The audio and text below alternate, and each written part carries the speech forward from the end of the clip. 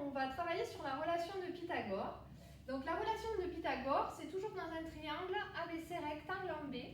Et cette relation, elle nous dit quoi? Le théorème de Pythagore, c'est que si un triangle ABC est rectangle en B, alors le carré de l'hypoténuse, alors l'hypoténuse, il faut savoir que c'est le côté le plus long dans un triangle rectangle, c'est-à-dire opposé à l'angle droit.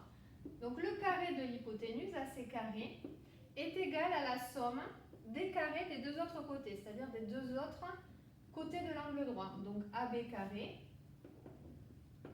plus BC carré. Alors qu'est-ce que cela signifie cette relation? C'est en fait quand on parle du carré de l'hypoténuse, c'est l'aire d'un carré de côté AC. Et il se trouve que cette aire du carré de côté AC est égale à la somme des deux autres aires ici, des deux carrés, qu'on peut constituer avec les côtés de l'angle droit. Alors, il va nous servir à quoi concrètement ce théorème? À calculer par exemple une longueur. Donc ici j'ai un triangle ABC rectangle en B et je cherche la longueur AB. Donc pour cela, bon, je sais que ABC rectangle en B, donc j'ai l'égalité de Pythagore, AC carré égale AB carré plus BC carré. Je vais remplacer par les valeurs que je connais. Donc ici 10 au carré est égal à AB carré, que je ne connais pas, plus BC carré qui fait 6 au carré. 10 au carré, c'est 10 fois 10, donc ça fait 100, égale AB carré plus 6 au carré, c'est 6 fois 6, ça fait 36. J'en déduis que AB carré est égal à 100 moins 36, ce qui fait 64. Et quel est le nombre dont le carré vaut 64? Eh bien, c'est le nombre racine carrée de 64. Alors, dans ce cas-là, racine carrée de 64, quel est le nombre dont le carré vaut 64? C'est 8. Il peut arriver aussi, très généralement, que ce nombre ne soit pas une valeur exacte. Ici, je suis tombée sur une valeur exacte. Voilà, donc ça nous permet de calculer une des longueurs du triangle rectangle.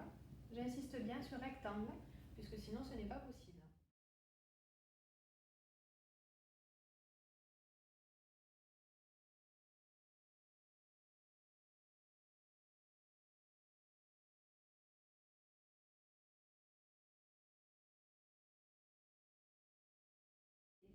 Donc, première des choses, on va regarder si le triangle ABC ici est rectangle ou pas.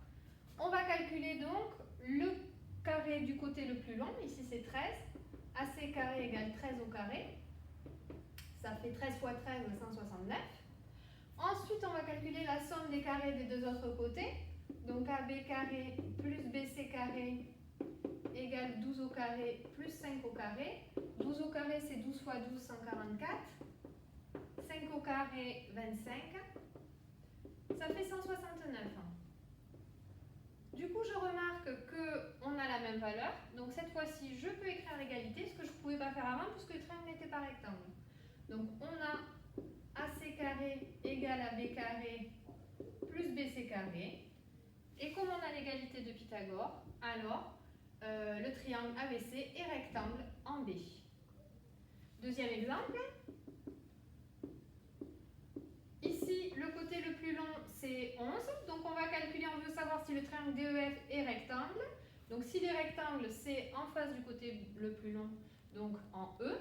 On va calculer donc DF au carré. DF au carré, ça fait 11 au carré, 121, puisque c'est 11 fois 11. DE au carré plus EF au carré, ça fait 8 au carré plus 6 au carré. 8 au carré, 64, plus 6 au carré, 36, ça fait 100. On compare, encore une fois, et là on s'aperçoit que DF au carré est différent de DE au carré plus EF au carré. Donc le triangle DEF ne sera pas rectangle d'après la contraposée du théorème de Pythagore, qu'on dit aussi conséquence du théorème de Pythagore. Donc quand on calcule et qu'on veut savoir si un triangle est rectangle, premier cas, donc on calcule toujours séparément le carré de la longueur la plus grande et la somme des carrés des deux autres. On compare. Si il y a égalité, alors le triangle est rectangle d'après la réciproque du théorème de Pythagore. Si il n'y a pas égalité, alors le triangle n'est pas rectangle d'après la contraposée du théorème de Pythagore. Entraînez-vous.